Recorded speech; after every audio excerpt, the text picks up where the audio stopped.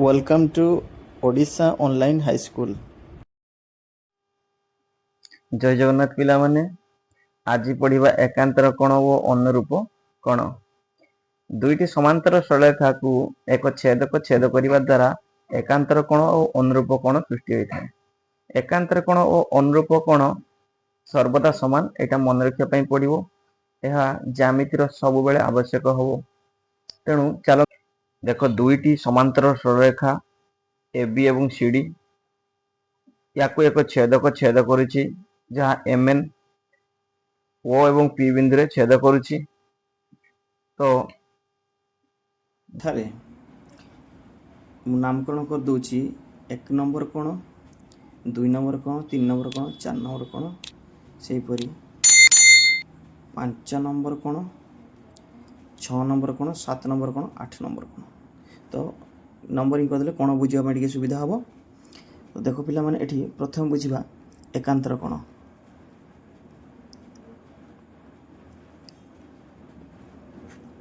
एकांतर कोण 4 कोण सहित 6 कोण समान। तो 4 कोण और 6 कोण होची एकांतर कोण। प्रथमे बुझिबा एकांतर कोण। एठारे 4 कोण एवं 6 कोण को एकांतर कोण कहंती। आउ 4 कोण और 6 कोण एवं 3 कोण और 5 कोण को एकांतर कोण कहा जाए। एवं एठारे 4 कोण इज इक्वल टू 3 नंबर कोण एवं 6 नंबर कोण एवं 3 नंबर कोण इज इक्वल टू 5 नंबर कोण।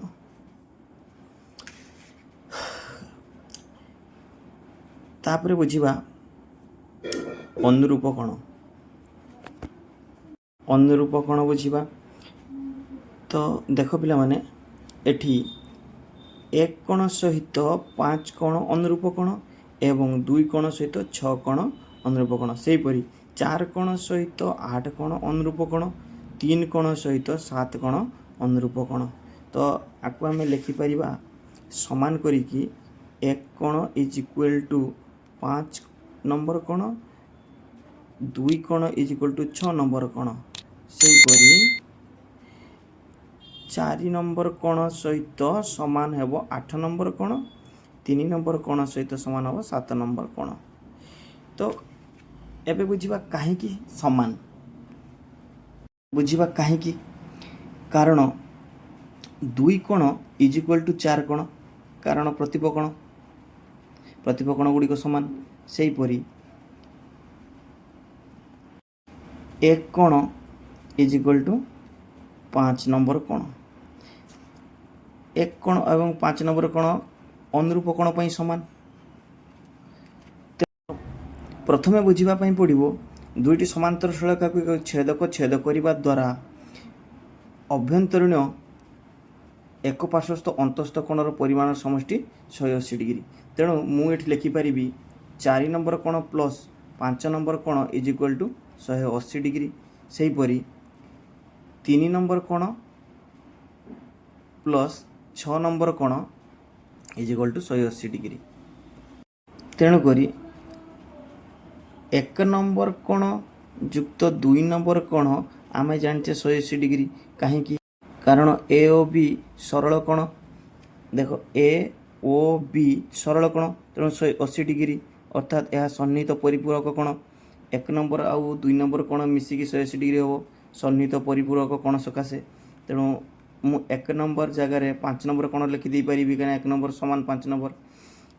सेही परी 2 नंबर कोण इज इक्वल टू ता बदल रे मु 4 नंबर कोण को लिखि पारिबी। तो यह मध्य 180 डिग्री है। से प्रमाण करें जे छेदकर एक पार्श्वस्थ अंतस्थ कोणर परिमाण समष्टि 180 डिग्री। से हीपरी प्रमाण करें 3 कोण प्लस 6 कोण इज इक्वल टू 180 डिग्री हेबो।